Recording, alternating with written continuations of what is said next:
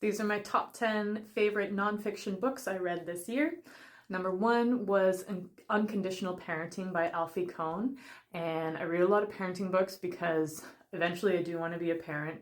And type A, I am studying for that already. So that book was amazing.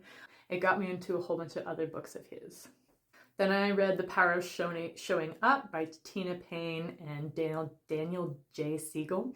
And that was really good. I love Daniel J. Siegel. It was another parenting book, and it was a really awesome one.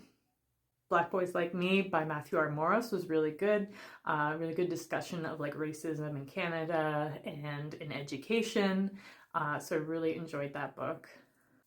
I read Flea from the Red Hot Chili Peppers memoir, which was called Acid for the Children, which was really interesting because it was everything leading up to the formation of the Red Hot Chili Peppers, and then nothing after. So it was really cool to see how he was raised and how he met Anthony Kiedis and how they formed the band.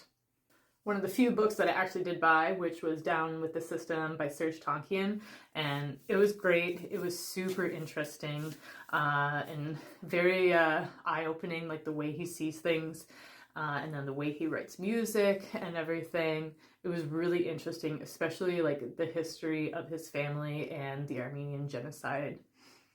I read Making It So by Patrick Stewart, which was so interesting, like incredible how he went from living in England with no electricity, no running water, no indoor plumbing or anything, to being one of the most famous actors ever. It was really interesting journey to see how he got there.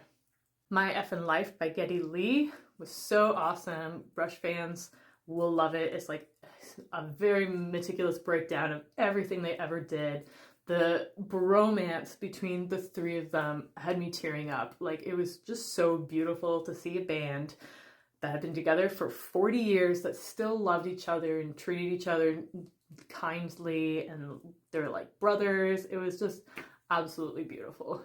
The Woman in Me by Britney Spears, really good.